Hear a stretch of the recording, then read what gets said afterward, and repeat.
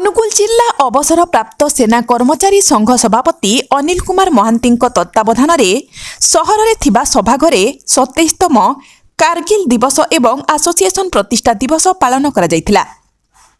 ଏହି କାର୍ଯ୍ୟକ୍ରମରେ ମୁଖ୍ୟ ଅତିଥି ଭାବେ ସାଂସଦ ରୁଦ୍ର ନାରାୟଣ ପାଣି, ସମ୍ମାନିତ ଅତିଥି ଭାବେ ବିଧାୟକ ପ୍ରତାପ ଚନ୍ଦ୍ର ପ୍ରଧାନ, ବିଧାୟକ ଅଗସ୍ତି ବେହେରା, ବିଧାୟକ ଅଶୋକ ମହାନ୍ତି, ଅତିରିକ୍ତ ଜିଲ୍ଲାପାଳ प्रताप प्रीतिमय, डॉक्टर महेश धल प्रमुख जोग देथिले। अतिथि माने कार्यक्रम रे वीर शहीद मानकु श्रद्धांजलि अर्पण करने सहित निजर वक्तव्य प्रदान करथिले। परवर्ती समय रे कुनी कलाकार पक्षरु सांस्कृतिक कार्यक्रम संगीत परिवेषण करने सह कुनी कलाकार मानकु पुरस्कृत करा जायथिला।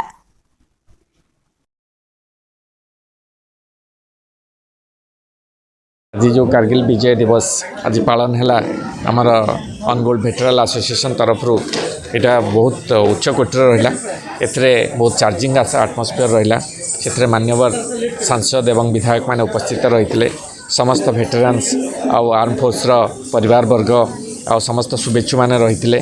आज बहुत ही आनंदप्रद जो कार्यक्रम रहा। ये कार्य संगठन प्रति मु मोर हार्दिक शुभेच्छा जनाऊँगी। ये कार्यक्रम आगू सब रहू। धन्यवाद।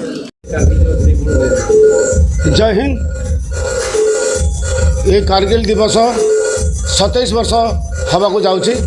तत्सहित आमर फाउंडेशन डे जो कि तृतीय वार्षिक उत्सव भी या सागर पालित होची। ये कारगिल दिवस पालन कर मेन मकसद नुआ पीढ़ी नुआ युवक युवती मान को केमती प्रेरणा दे सेना रे भर्ती होगापाई मन प्राण बढ़ावा। ता सहित परिवार जो शहीद हो जाती से परिवार को यही भाया फंक्शन कर आम देखा चाहूँ कि आम शहीद हो गला पर आम शहीद मान को यही भाया सम्मान दि जाऊँगी देश में। अंतिम रे मुझे आमर फौजी जिते सेना थिला से गोटे अनुशासन थिला जो सिविल आसिकिना से किमसे जमती गोटे डिसिप्लिन थिला सेमती समाज रे आसी ए संगठन करी ए संगठन माध्यम रे आम देश रे देखाई देवा चाहूँ जे आम सेना रे अवगत थिला परे अवसर प्राप्त पर आम ए डिसिप्लिन रो अवगत करिचु। ब्रिगेडियर डॉक्टर डीवी पानी आज कारगिल 27 कारगिल विजय दिवस आज समग्र देश रे सबु जगार ये उत्सव पालन करा जाउछि। ये उत्सव पालन करिवार महान उद्देश्य होछि जे केवल एटा गोटे भिक्ट्री हिसाब रे एटा को पालन करवा कथा नुहे। एटा आज गोटे दिन में सर्वसाधारण लोक समस्ते एक्चुअली इंडियन आर्म फोर्सेस तांकर डिसिप्लिन तांकर साहस तांकर कार्य तांकर निष्ठा यही सब जिनस को एक्चुअली श्रद्धांजलि देवाई सब मन पकड़ापी ये उत्सव को पालन करा कथा। आज ये अनुगुल रे एडीवी एसोसिएशन तरफ अनुगुल डिफेन्स भेटरान तरफ आज कारगिल विजय दिवस सभाघर अनुष्ठित है जो आम Dhenkanal honourable member of parliament Rudranarayan पाणी महोदय तांका सांगरे पालहड़ा एमएलए अशोक बाबू, अनुगुल एमएलए नीलू भाई, छेंडीपदा एमएलए अगस्ती भाई एमाने 3 जन एमएलए जड़े एमपी आम डिस्ट्रिक्ट प्रशासन एडीएम साहब आहरी अन्य ऑफिसर माने समस्ते अटेंड करते। ता अर्थ एमाने एते संख्यारे जो योगदान देथिले एटा दर्शाउची जे निश्चित भाव में समस्त मनरे जे कारगिल विजय दिवस रे जो माने शहीद हो जाइछंती भारतीय सेनानी जो कार्यक्रम करुची ताको समस्ते एक्चुअली प्रशंसा करिया पे सेमाने समस्ते आज आस्तिले। बहुत भल भाव में एडीवी एटा को ऑर्गेनाइज कला।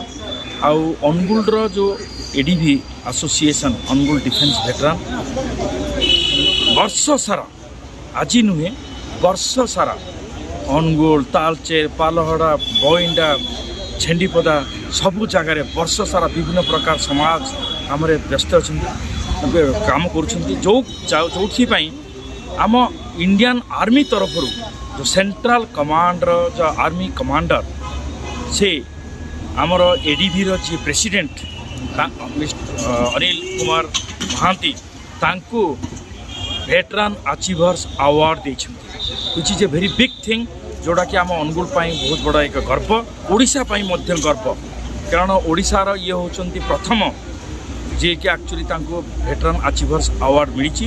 ଏଇଟା କେବଳ ଅନିଲ ସାହୁଙ୍କର ବ୍ୟକ୍ତିଗତ ଆୱାର୍ଡ଼ ନୁହେଁ, ଏଇଟା ହେଉଛି ଆମର କମ୍ପ୍ଲିଟ୍ ଏଡିଭିର ପ୍ରେସିଡେଣ୍ଟ ଏକ୍ଜିକ୍ୟୁଟିଭ୍ କମିଟି ଏବଂ ଅନ୍ୟ ସମସ୍ତଙ୍କର ଯେଉଁ ସହଯୋଗରେ ଏମାନେ ଯେଉଁ ପ୍ରକାର କାର୍ଯ୍ୟକଳାପ କରୁଛନ୍ତି ତାକୁ ମଧ୍ୟ ନଜର ରଖି ଆର୍ମି କମାଣ୍ଡର ଏହି ଆୱାର୍ଡ଼ ଦେଇଛନ୍ତି।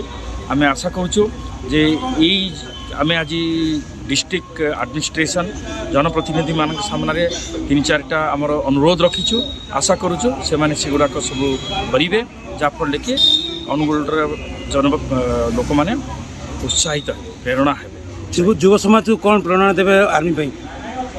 আমি এটি গোটে ট্রেনিং একাডেমি গোটে করিয়া পাই যাচ্ছি, যে ট্রেনিং একাডেমি অলরেডি স্টার্ট হয়ে সাইলানি, কিন্তু তাপাই গোটে বড় আকারে করিয়া পাই আজ এই প্রস্তাব দিয়েছিলু, যাহাকু আমার ডিফেন্স ভেটেরান মানে চলাইবে আপাই জায়গা আপাই ইনফ্রাস্ট্রকচর দেওয়া আজ আমি সে অনুরোধ করছু, যৌথে army air force navy paramilitary forces CISF হো সিআরপিএফ হো ওড়িশা পুলিশ হো এমানকু ফিজিক্যাল ট্রেনিং রিটিন আপ টেস্ট पर्सनालिटी डेभलपमेंट टेस्ट ये सब जिनस गुड़ाक सब करा तेणु यहाँ आज गोटे अनुरोध करा।